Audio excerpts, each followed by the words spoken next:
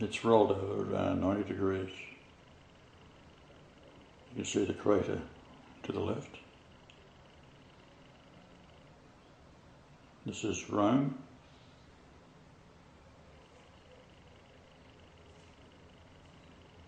Approximately 4 in the morning, 4:33.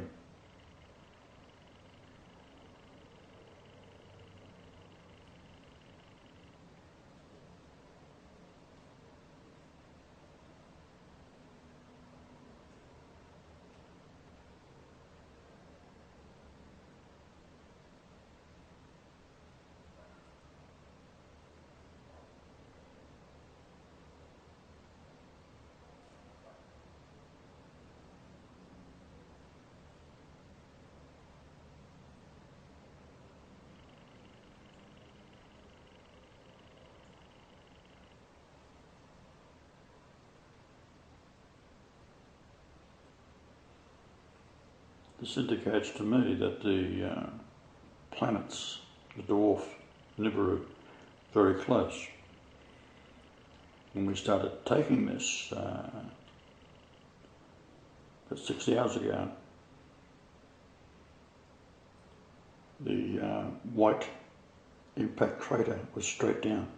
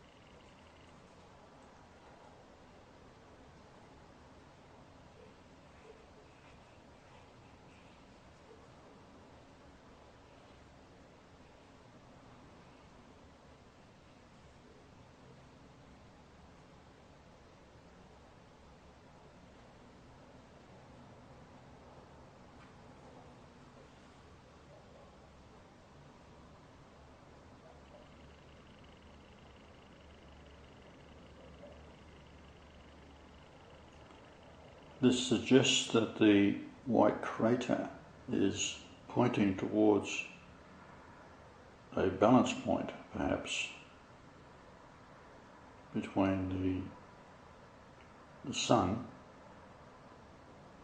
the earth, and the Nibiru, which would be the only thing that would cause the moon to rotate. Now, at the centre of the moon is a large iron core, which is 40 miles, it's about 56 kilometres, off centre. And that causes the moon to be perpetually drawn towards the earth and fixed upon the earth between the north and south pole of the earth. Now, as the orbit of the moon goes below the southern latitude of 25 degrees and above the northern latitude of 25 degrees in the monthly orbit, it wobbles slightly. And we on the Earth can see 51% of the Earth's moon surface.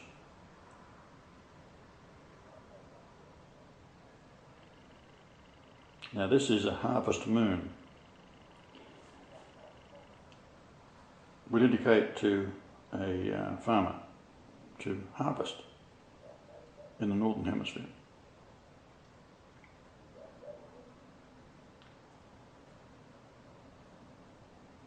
We're at 41 degrees north at Rome. As you move south towards the equator, the moon appears differently. In Australia, at the same latitude, but south, it is actually upside down, because it's the view of the person that indicates whether you're on the top side of the earth or the underside of the earth or on the central side of the earth, the equator.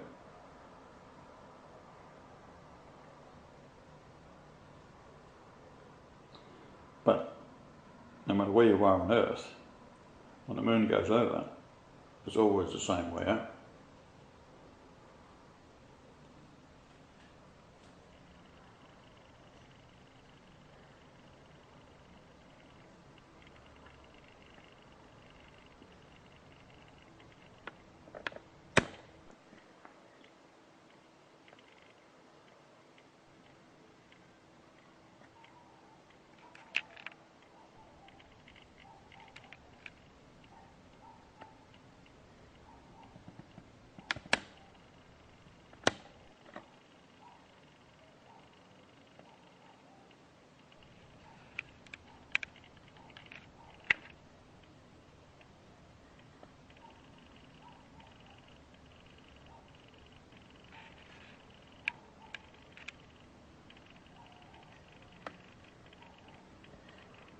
Tell you what, slightest movement.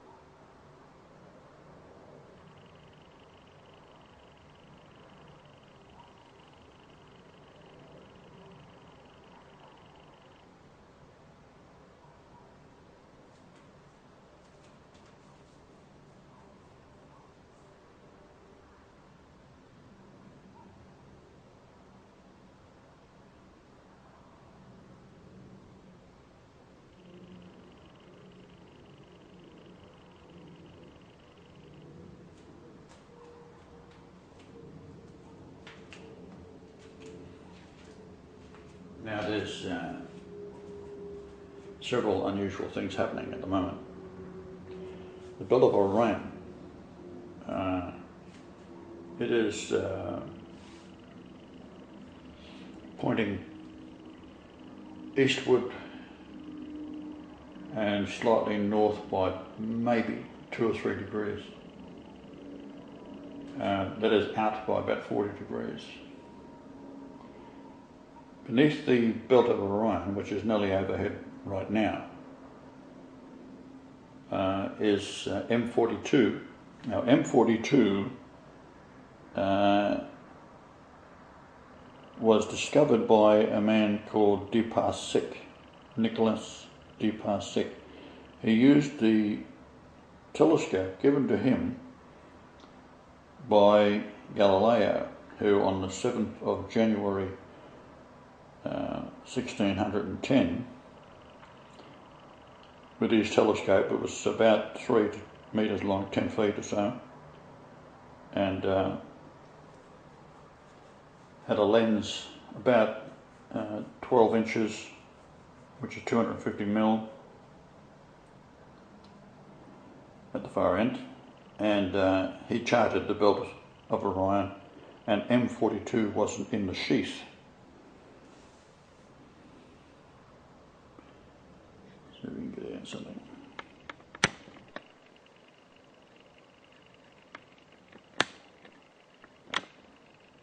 It's like pulling teeth getting this thing right, goodness me.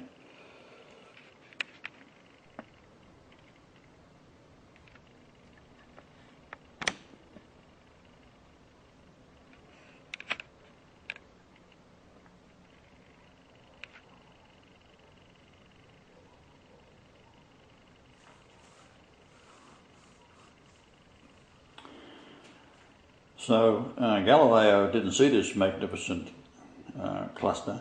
It is 1600 light years from the Earth. So in 1610, it indicates that it was the Star of Bethlehem, or one of them.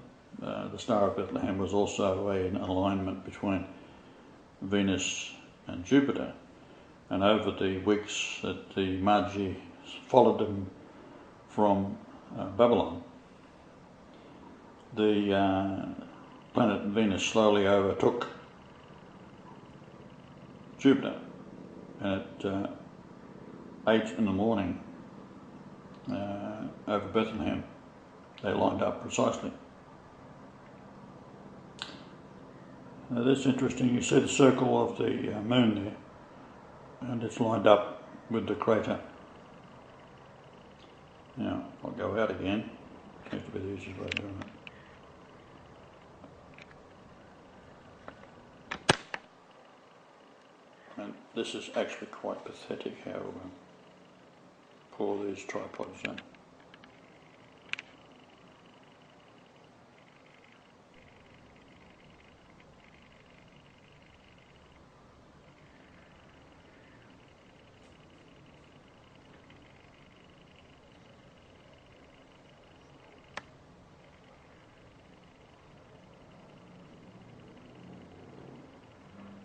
Now it was going out and on throughout history, so Galileo didn't see it, whereas it's visible to the naked eye, a beautiful pink cluster.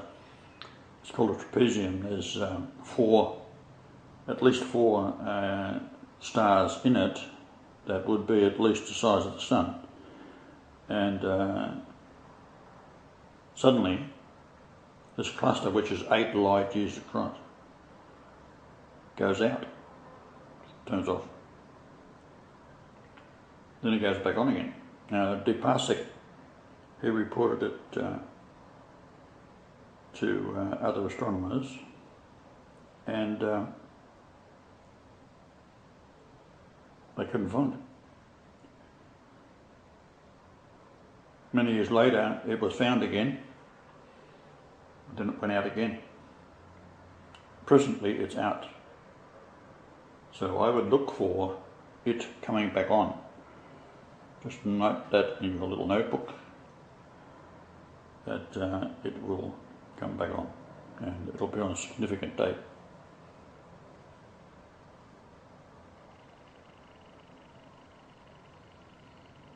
You can see the white impact crater there is almost at the 90-degree level.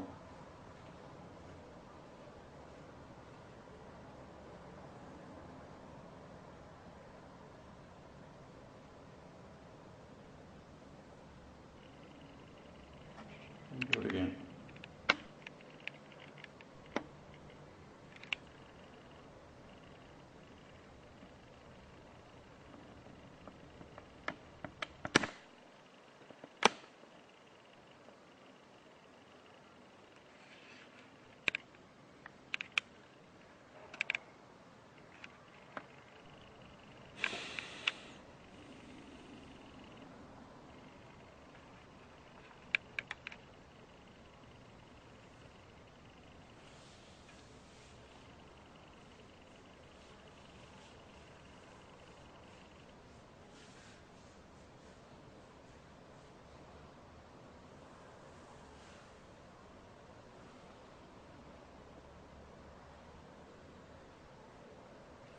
Also, above this location there is a star, 2 stars, that behaves in a very odd way. While you're looking at it, there's you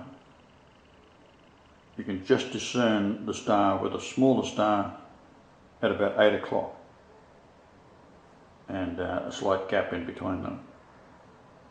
So as you're watching it,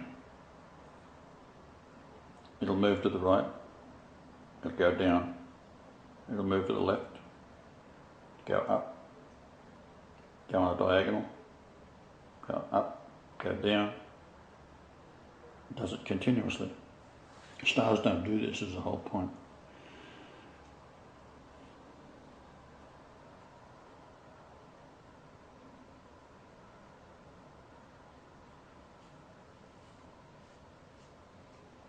The stars that's surrounding it are just stationary like ordinary stars. So whatever these two are doing, it indicates that the entire universe that you view is really imaginary. The human eye can see that, and you're trained your telescope on it, you get all sorts of things, but put a bullet through your head, this universe does no longer exist, you're in the spiritual realm, which is the reality. So the whole thing here is an illusion. Life is an illusion.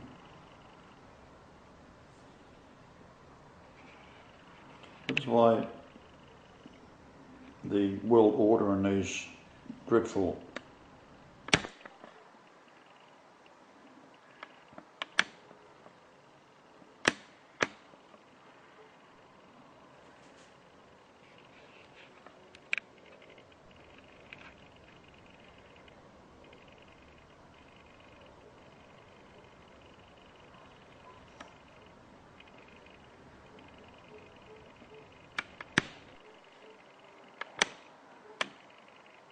totally potluck to get this right.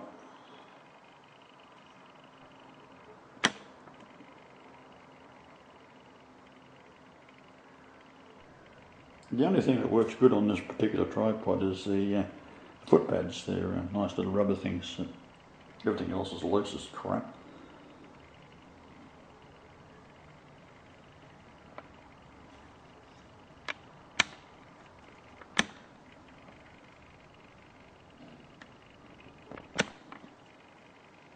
Maybe, baby.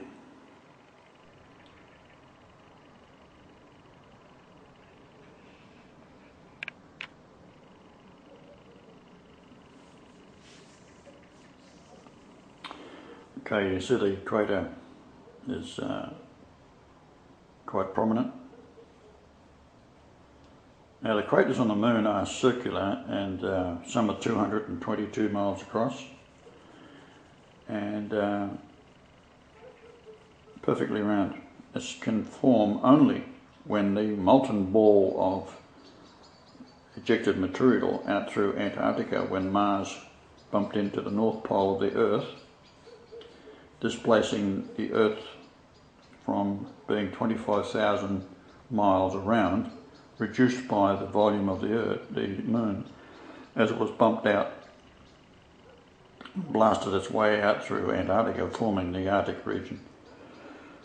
7 mountains there, and don't quote me on this, but years ago when I was doing the information on the Arctic Circle, the average height was 9,420 feet high of the mountains, and the area, because varies, because it's being primarily ice. Now, a lot of people said to me, oh, if all the ice caps melt, the sea level's going to come up. No, it doesn't. Take 2 glasses of water, fill both to the brim, one with ice in it, and the ice, put as much ice in as you like, and get the water levels exactly the same in 2 glasses, and then wait until the ice melts, and you'll find that the water level doesn't go any higher because the continents float. They're like ships. So if you load a ship with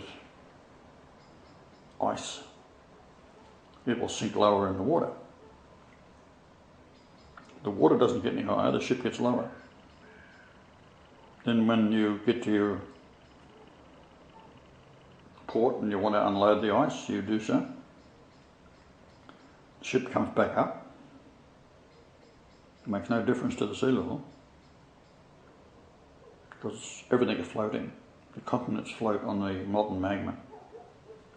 So you'll find that everything that they hype on about ice caps melting and the Earth's heating up and all this nonsense, the carbon tax, they've got to make money on it somehow.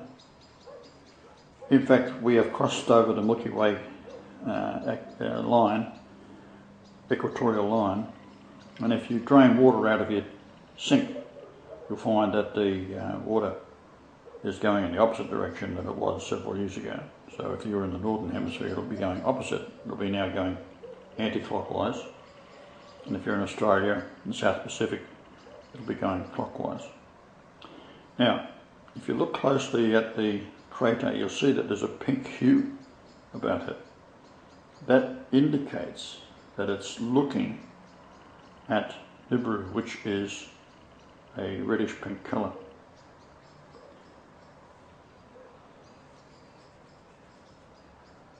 Now let's go and do it again, and that's it.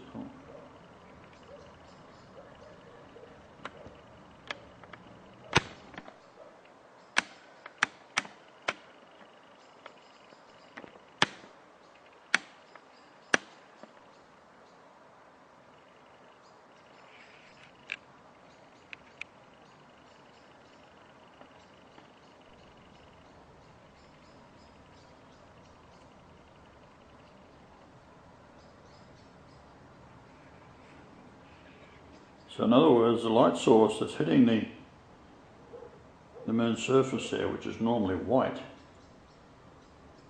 has got a pink glow to it. Tell you what.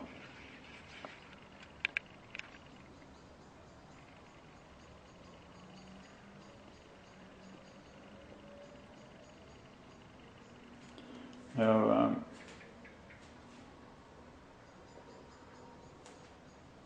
it's hard to see the slight pink glow, but with a naked eye you can see it.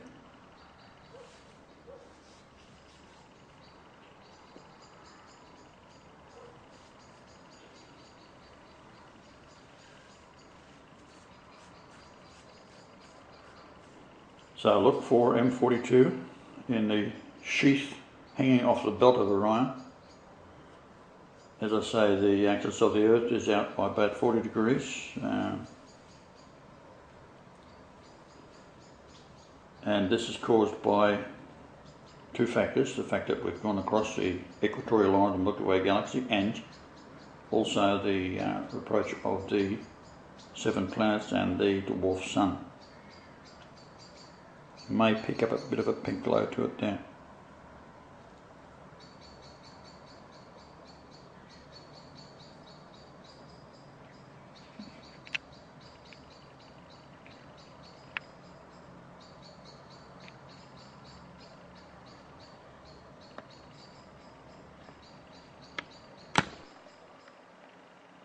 Let's see what we get there.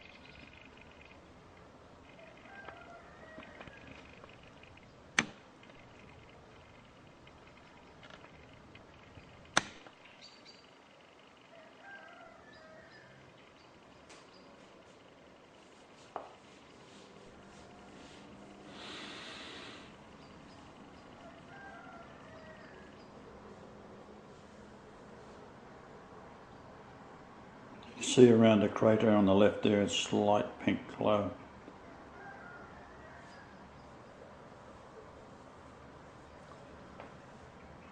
Now the sun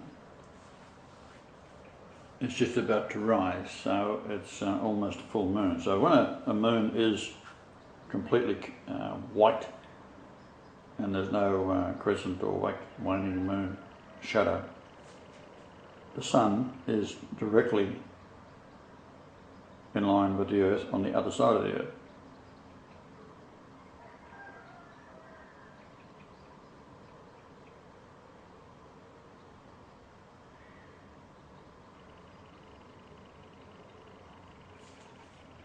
zoom you out a little bit.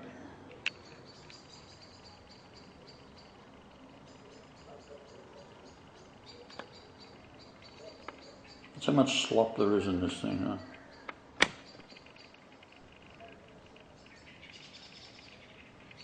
Pathetic.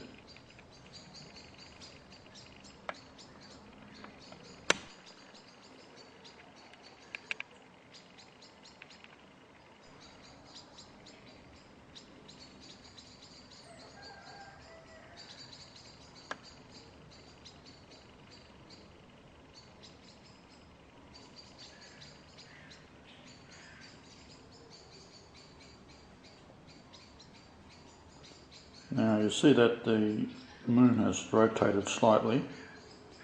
It's now almost equator is now almost 90 degrees straight out off the curvature of the moon. So it's rolling, and it's rolled 90 degrees in about 6 hours. You can see the pink more prominent there.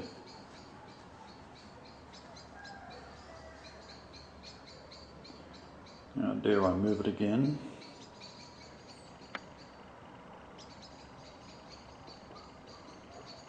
There's the darker areas of the moon called the mare and C. Oh, dear me.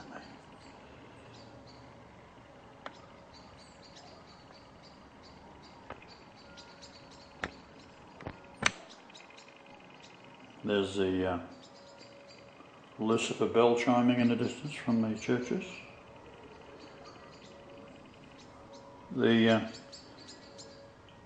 entire churches of the world are all worshipping Lucifer, and because most of the people have been genetically descended from the wives of Solomon, the Moabites and the Ammonite out of Sodom. So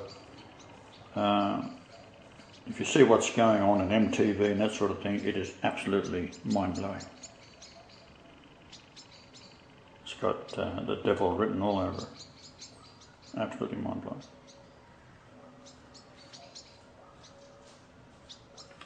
So we go to Egypt, and that's Isaiah 63. The Lord is coming from Bosra, which is the area of Sodom. Has been unable. Now here I am, explaining all things as the Comforter is supposed to do. Been to 11 countries in Europe. The only people I've found that believe me is the Pope and his staff in the papal office, which are now murdered. The Pope is resisting being murdered because of who he is. He's gained immortality. And that's the reason he was very sick. They was trying to kill him. But he fulfilled prophecy of Revelation 17:11, being one of the 7 Pope kings alive in the Vatican's, which is 84 years old at the time of the 11th of February this year when he retired, 2013. So it was formed on the same date in 1929.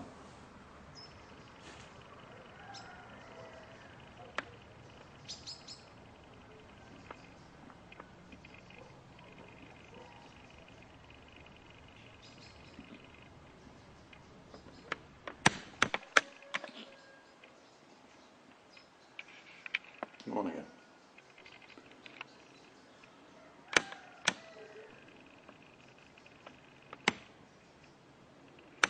So we go to Egypt, to the altar, to the Lord. And that's what it's all about, the Isaiah prophecy. Is the Lord unable to find anybody in all of Europe, in all of the Sodom descendants, and coming from Bosra, Sodom, crushes the nations, people like grapes in a wine press, and then liberates those who do believe him, which is Egypt and Syria, Palestine. And thankfully, the people that are the Jewish people call themselves Jews. They're not genetically Jews, and let's get this right. They are from the Khazar descendants of Mongolia. However, they believe in the religion, and they have to find their Messiah. Now, depending on the word Messiah, which language you speak, but in English it's Christ. Christos. When Francis denied me, he became the first pope to actually have been presented with proof that Christ is back on the earth, so therefore he became the Antichrist. And the Vicar of Christ is an imaginary title that was given to themselves in around 1080 by this lunatic pope that called himself the representative of God on the earth, the Vicar of Christ. And they have a value of that term in Latin of 666. So it's all nonsense. To be head of a church is not to be God. These people adopted the idea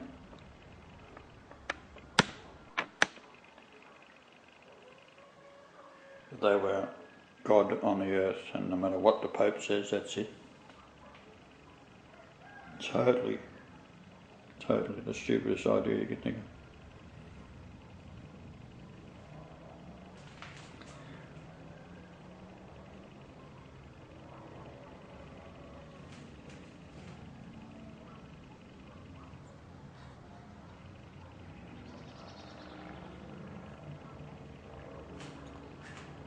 So with that,